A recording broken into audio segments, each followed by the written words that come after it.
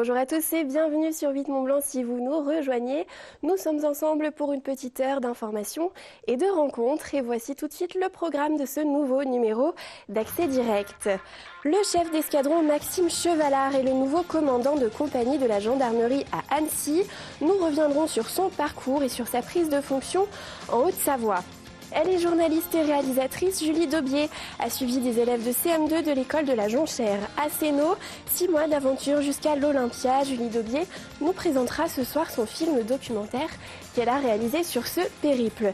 Et puis pour terminer, nous nous intéresserons à une marque de cosmétiques naturels, vegan et français. La fondatrice d'Episcom me rejoindra sur le plateau. Mais avant, c'est Fanette qui me rejoint. Salut Fanette. Salut Victoria. Alors, dans les titres du journal tout à l'heure, on parle d'abord, si je ne me trompe pas, d'une opération de sensibilisation pour les cyclistes. Tout à fait, c'est Sébastien Germain qui a été hier soir à Gaillard. Il y a plusieurs, ça peut d'ailleurs intéresser ton premier invité, il y a plusieurs opérations de sensibilisation qui sont organisées un petit peu partout sur le département. Avec le passage à l'heure d'hiver, les cyclistes, les trottinettes voilà, sont particulièrement vulnérables. Donc l'idée, c'est de rappeler l'importance d'être visible. Je sais qu'on parle dans le journal de l'éco-parc dans le Genevois. Je ne sais pas si c'est le deuxième titre. Alors non, ça c'est demain. Alors oui, il y a eu un peu de changement. Non, on va parler du salon Mieux Vivre qui a commencé aujourd'hui du côté de La Roche Expo. Tu en avais parlé dans Accès Direct cette semaine. Et c'est Clémence qui nous propose de suivre une famille qui est habituée de ces allées. Donc on va les suivre tout au long de leur petit shopping. Et ça vaut le détour. C'est tout à l'heure à 18h30. À tout à l'heure. Merci Fanette. La compagnie de gendarmerie nationale à Annecy a un nouveau chef et il me rejoint sur le plateau. Il s'agit de Maxime Chevalard. Bonsoir. Bonsoir. Merci d'avoir accepté notre invitation sur ce plateau. Vous avez pris le commandement de la compagnie de gendarmerie d'Annecy cet été. La cérémonie officielle de prise de commandement a eu lieu le 11 octobre dernier. Vous êtes originaire de Saint-Étienne. On peut dire que vous êtes plutôt nouveau dans le département. Tout à fait. Alors, quelles sont vos premières impressions sur cette compagnie d'Annecy ? La compagnie d'Annecy est une compagnie vaste, avec des territoires très très différents les uns des autres. Et du coup, le travail qui en découle est un travail très varié, des missions très variées également, beaucoup de militaires sous mes ordres. Et c'est vraiment l'une des très belles compagnies, que peut offrir la gendarmerie nationale. Je dois avouer que je suis très honoré d'avoir été placé à la tête de celle-ci. Alors pour bien comprendre votre rôle, est-ce que vous pouvez nous réexpliquer en quelques mots comment fonctionne la gendarmerie au niveau du département? Il y a plusieurs compagnies. Alors, au niveau du département, ce qu'on appelle en gendarmerie un groupement de gendarmerie qui est commandé par le colonel Nicolas Marsol, se trouve sous le commandement du groupement 5 compagnies. Annecy est une des 5 compagnies qui correspond à l'une des 5 sous-préfectures du groupement de la Haute-Savoie. Les autres compagnies sont Saint-Julien, Bonneville, Thonon-les-Bains et Chamonix. Au sein de la compagnie d'Annecy, donc sur l'arrondissement d'Annecy, vous allez trouver 8 unités dites élémentaires, 6 unités de sécurité publique générale, les brigades, celle de Sénaux, celle de Annecy-Sénaux, celle de Annecy-Métais, celle de Annecy-le-Vieux, celle de Thônes, celle de Faverges et celle de Rumilly. Certaines de ces brigades sont composées de 2 emprises. Pour citer l'exemple de Faverges, par exemple, vous avez la brigade de Faverges et la brigade de Saint-Joriot, mais toutes 2 ne font qu'une seule entité. En plus, vous allez trouver une brigade spécialisée dans la police judiciaire, la brigade de recherche et un peloton de surveillance et d'intervention qui est une unité dédiée justement à l'appui aux unités de sécurité publique, appui en intervention, appui en sécurisation, en patrouille, etc.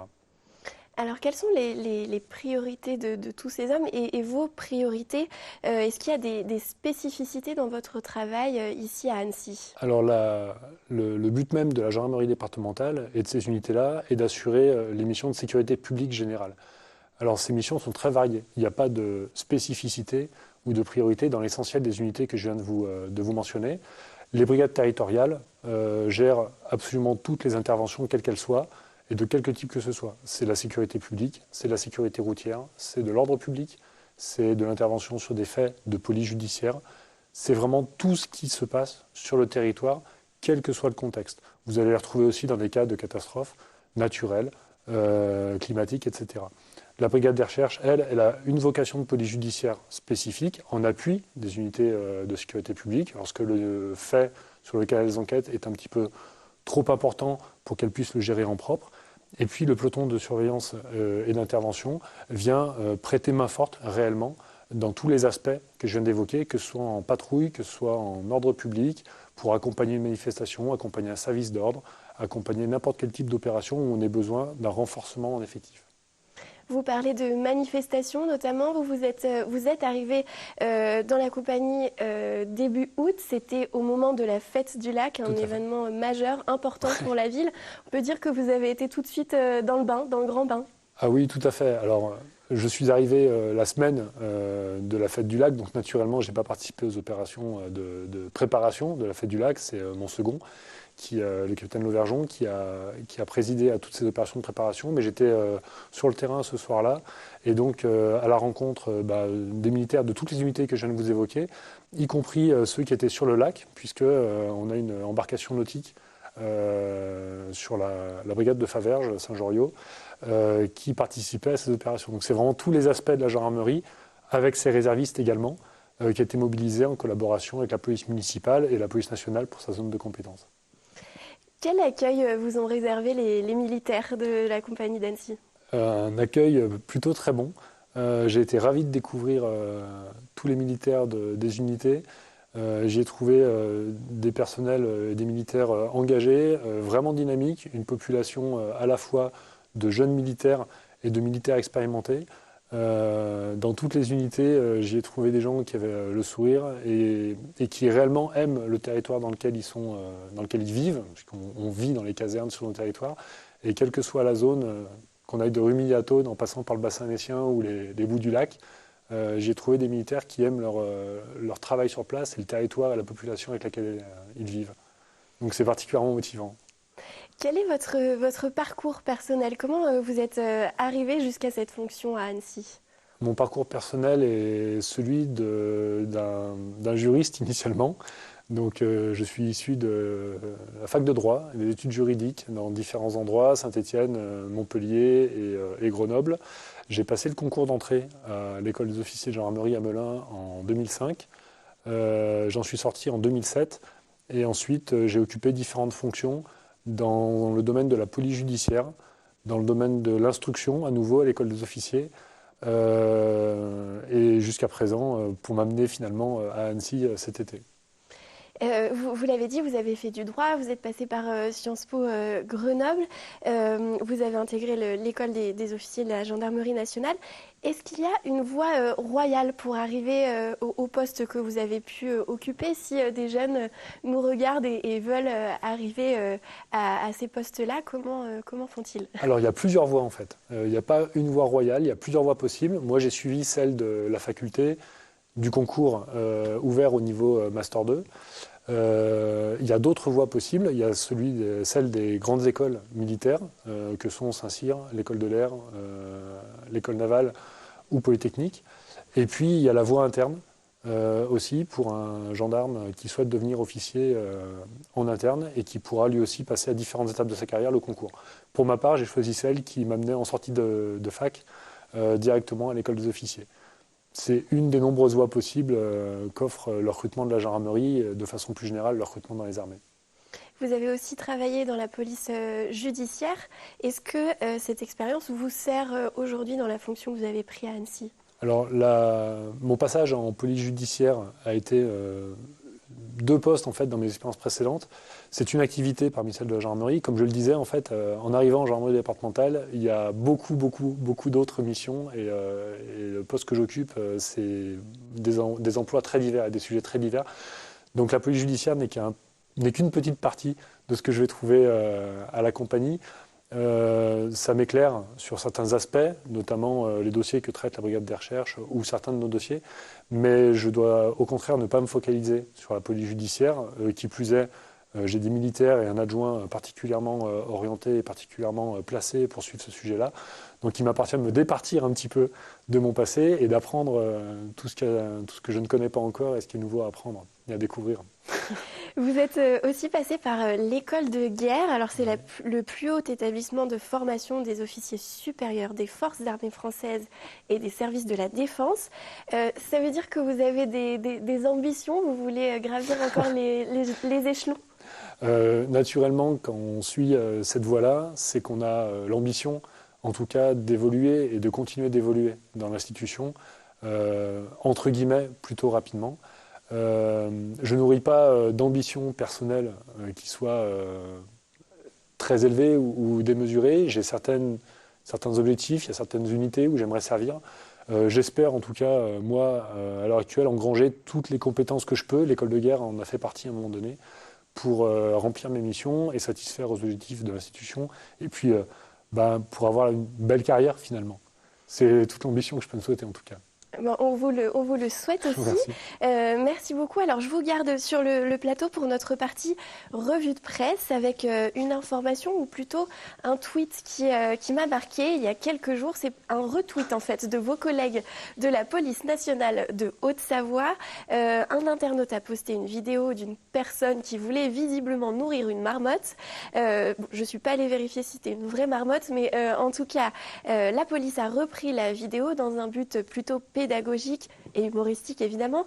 Ils ont écrit, je cite, « Pour les heureux vacanciers qui croiseraient la police ou des marmottes sur les sentiers de Haute-Savoie, ne les nourrissez pas. Les friandises sucrées ou salées sont très mauvais pour ces deux espèces. Sont très mauvaises pour ces deux espèces protégées. » Alors au-delà de la petite blague, il y a une certaine pédagogie. Est-ce que ça peut aussi vous arriver de sensibiliser les personnes sur l'environnement ? Alors, tout à fait. Comme je le disais, la compagnie d'Annecy, la gendarmerie en général, mais la compagnie d'Annecy est compétente sur de nombreux territoires, et notamment le Semnoz, les Aravis, les Bauges, le Verrier. Et donc, en fait, on se retrouve, et le lac, naturellement, puisqu'on est compétent sur tout le lac. Et donc, on se retrouve en prise avec des questions environnementales à peu près partout sur le territoire. Donc, en coordination avec les services de l'État, que sont la DDT, l'Office des chasses, l'Office de la biodiversité, on fait effectivement un gros travail de prévention environnementale.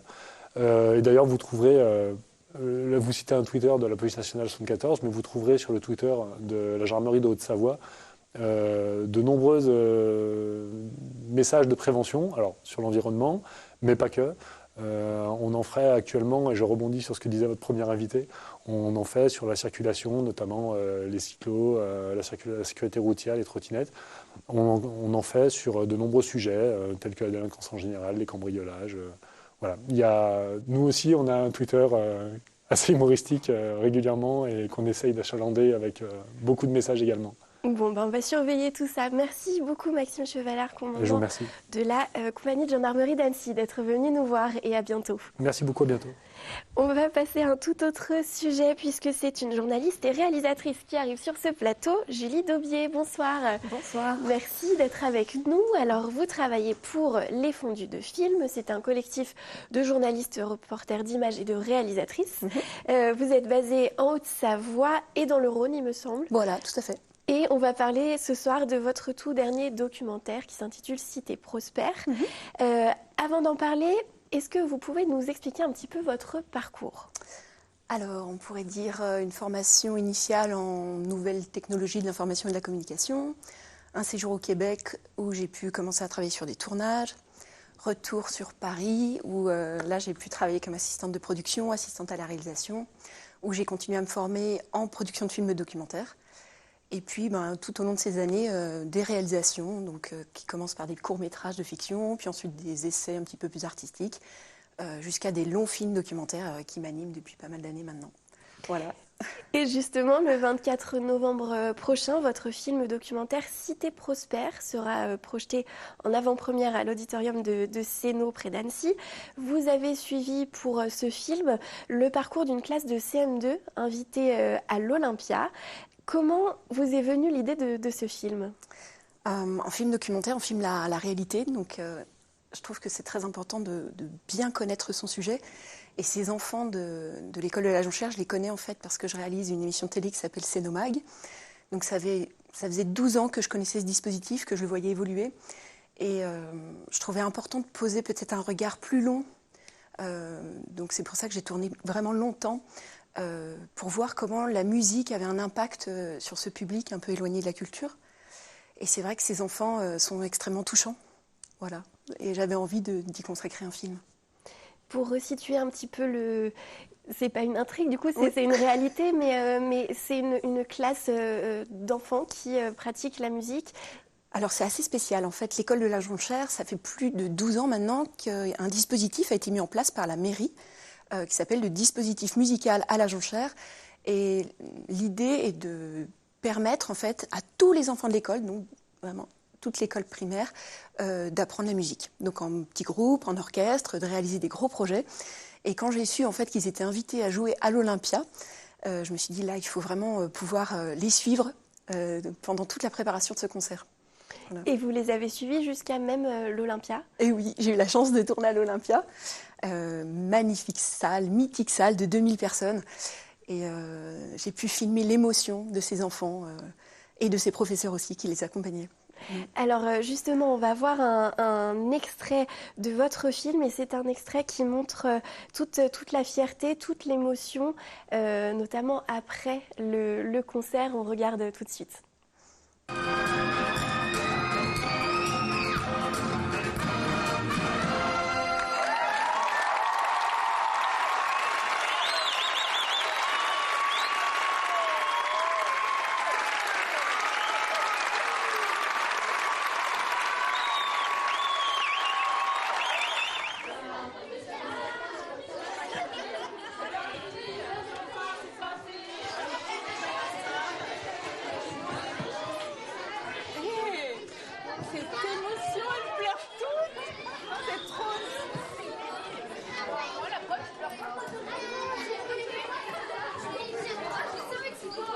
On y est arrivé, les kikis, bravo!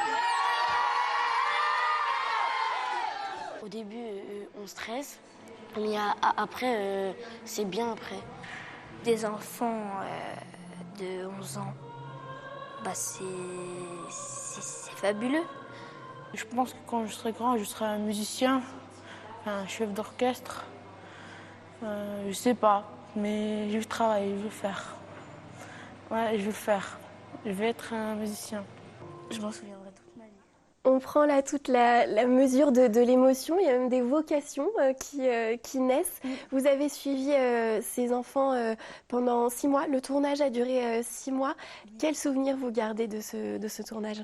C'est des enfants qui n'ont pas l'habitude qu'on porte attention à eux. Donc le fait de venir avec une caméra dans leur classe, rien que ça les valorisait. Ils étaient très fiers et les profs trouvaient, justement les professeurs de musique trouvaient qu'il y avait un calme bien plus important les jours où je venais. Donc ils me disaient « Viens quand tu veux ». Et ces enfants étaient un peu étonnés au départ qu'on veuille bien porter un regard sur eux. Et rien que d'avoir fait le tournage, j'ai trouvé ça magique. Voilà. Est-ce que ça a été difficile? Parfois, les enfants peuvent être assez timides devant la caméra. Le fait que ce soit des enfants, ça a été compliqué ou pas? Alors, ça a été compliqué dans le sens où il a fallu au moins 3 fois, enfin j'ai dû venir vraiment beaucoup de fois pour qu'ils arrêtent de me regarder, qu'ils arrêtent de regarder la caméra et qu'ils continuent à vivre leur vie. En fait, une caméra, ça peut changer un petit peu la réalité. Les gens essaient de se mettre à leur avantage. Résultat, là, il a fallu un petit peu de temps pour qu'ils s'habituent en fait, à me voir disparaître dans le décor. Est-ce que les enfants ont déjà vu le film? Non, ça sera ils sont invités justement le 24 novembre à l'Auditorium Sénaud. Et puis j'espère qu'après, le public va pouvoir leur poser des questions, voir ce qu'ils sont devenus. C'est des enfants qui sont maintenant en 5e, qui sont grands. Et j'aimerais bien justement avoir leur retour, savoir ce qu'ils en ont, ce que ça leur a apporté. Vous avez hâte de voir leur réaction? Oui, tout à fait. Est-ce que le film va être projeté dans d'autres salles? Alors là commence le travail de diffusion. Donc je suis en contact avec d'autres salles de cinéma. Et puis il va être diffusé dans les festivals. On va essayer de lui donner une longue vie à ce film, maintenant qu'il est terminé.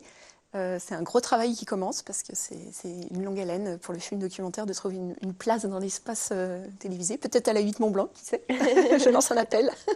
On l'entend et puis on vous souhaite en tout cas le succès pour ce film. Vous avez réalisé plusieurs documentaires, toujours en lien avec l'humain finalement. C'est vraiment le sujet qui vous passionne. Oui, c'est ça qui me motive parce que Réaliser un documentaire, c'est beaucoup, beaucoup de temps. Là, j'ai mis 17 mois pour faire le montage, par exemple. Il faut vraiment que ce soit un sujet qui nous porte, qui nous tienne à cœur. Et c'est vrai que l'humain est quelque chose de très, très important pour moi. Est-ce que vous réalisez uniquement des films documentaires ou vous pouvez réaliser d'autres supports dans ce collectif Fondu de Film? On fait plein de choses dans les fondus de films. On fait du reportage, on fait des films événementiels. Et puis le prochain projet là, sur lequel je suis en train de travailler, c'est un film de fiction. Donc ça, il y a un court-métrage humoristique avec des comédiens. Donc le casting est déjà arrêté. Et puis maintenant, il va falloir le tourner et puis le monter. Donc oui, il y a plein de projets différents. Vous l'avez dit, vous produisez notamment l'émission C'est nos mag. Vous êtes attaché à votre territoire? Ah, Céno, c'est une très belle histoire d'amitié. Moi, ça fait maintenant 12 ans que je suis sur Céno et on a compté une année, on avait fait plus de 8000 interviews. Donc les gens nous connaissent très bien, on les connaît aussi très très bien. Donc on a un petit pincement de cœur quand on sait que ça va peut-être s'arrêter à la fin de l'année. Voilà. On espère que vos aventures vont continuer en tout cas. Merci beaucoup Julie Daubié d'avoir accepté notre invitation. Merci. Et on suivra vos aventures avec attention. Merci, à bientôt. On va rester en Haute-Savoie et on va ouvrir une page bien-être puisque j'accueille sur le plateau la fondatrice d'Epicosme, Estelle Piron. Bonsoir. Merci d'être avec nous. Alors Epicosme, c'est une marque de cosmétiques naturels, vegan, made in France. J'oublie rien? Non, c'est ça. Comment cette marque a-t-elle vu le jour? Alors, c'est la suite logique de mon parcours, puisque je suis docteur ingénieur en biomatériaux. J'ai travaillé pendant plus de 15 ans, notamment dans le médical, sur le développement de dispositifs médicaux injectables, notamment ceux à base d'acide hyaluronique pour le comblement des rides. Donc, j'ai beaucoup travaillé en collaboration avec des médecins esthétiques, des dermatologues. Et puis, suite à un gros souci de santé, je suis partie me ressourcer en Australie. Là, j'ai découvert l'art aborigène australien, qui m'a vraiment beaucoup plu.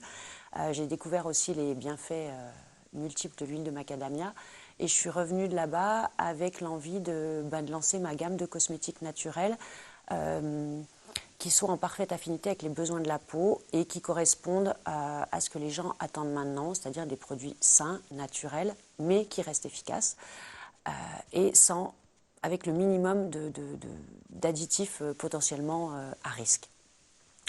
Pour qu'on puisse utiliser ces soins tous les jours, mais qu'on puisse aussi les utiliser en post-acte, par exemple en sortant de chez l'esthéticienne, quand la peau est bien travaillée pour que les actifs pénètrent.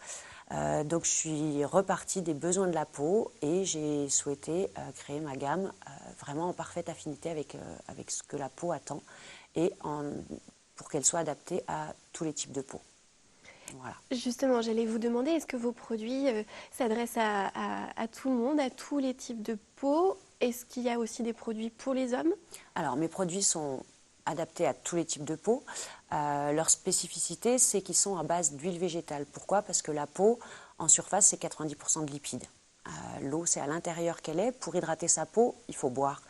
Ça permet d'hydrater les cellules. Et ensuite, le rôle de la peau, c'est notre mur de protection. Et donc, il est là pour éviter que l'eau ne s'en aille. Donc, bien hydrater sa peau, c'est boire et renforcer la surface de la peau en lipides. Puisque la peau étant constituée en surface de 90% de lipides, ses besoins, ce sont des lipides. Donc, je suis partie des huiles végétales et je les ai sélectionnées en fonction de leurs propriétés pour qu'elles puissent correspondre justement, s'adapter à tous les types de peau. Même une peau grasse, si on choisit bien les huiles, c'est parfaitement adapté. Au contraire, ça va limiter les brillances dans le temps. Et les hommes notamment, vous me demandez si j'ai un soin homme. Oui, j'ai un soin spécifique pour les hommes.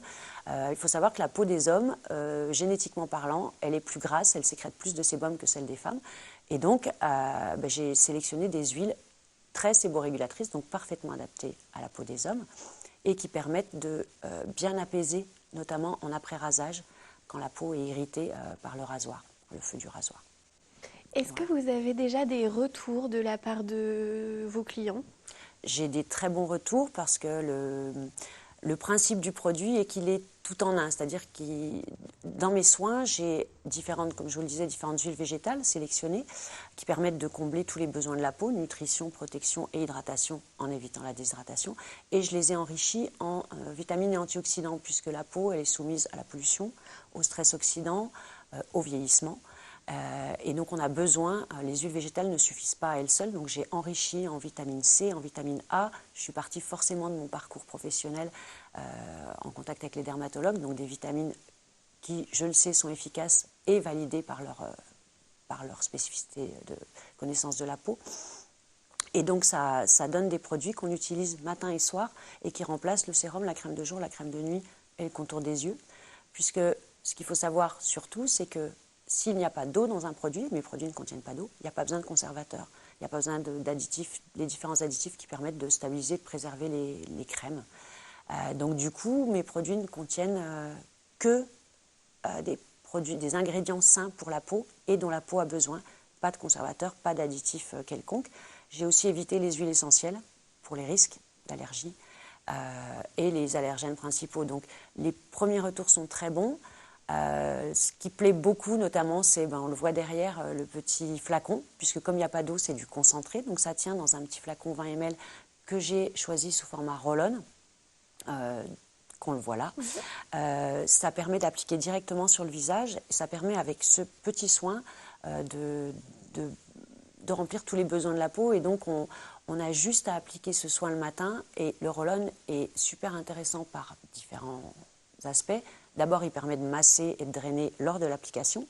Il n'enlève pas du tout le geste de massage qui est super important puisque le massage est le premier geste anti-âge, mais il permet en plus de protéger les huiles végétales et les vitamines de l'oxydation puisqu'il y a beaucoup moins de contact avec l'air par rapport à un compte-gouttes. Donc c'est vraiment réfléchi. De la même manière, je l'ai fait laquer noir pour protéger huile et vitamines de la lumière parce que voilà, tout est sensible à la lumière et à l'oxydation de l'air. Alors, vous vantez les nombreux mérites de vos produits et en plus, vous êtes noté 100 sur 100 sur Yuka, l'application, pour ceux qui ne la connaissent pas, qui permet de noter les aliments et les cosmétiques en fonction des ingrédients qui les composent. 100, c'est une très bonne note. Vous en êtes fiers ? J'en suis fière. C'était l'objectif de ma gamme. C'est ce que je vous disais au début. Je souhaitais des produits qui soient sans additifs à risque. Même à suspecter. Donc éviter les conservateurs. Quand on a travaillé avec des médecins esthétiques et des dermatologues, ils utilisent des ultrasons, des lasers, ou avec des esthéticiennes ou des instituts de beauté. On utilise plein de techniques. Il y a de plus en plus de développement de techniques, de massage avec des brosses nettoyantes. Et tout ça, ça favorise la pénétration des actifs. Utiliser des crèmes après de tels actes, pour moi, c'est un peu une aberration. Puisque si la peau est préparée pour que tout pénètre mieux, il n'y a pas que les actifs qui pénètrent, il y a aussi les conservateurs, les tensioactifs, tout ce qui est dans les crèmes pour les stabiliser. Ça, la peau, elle n'en a pas besoin.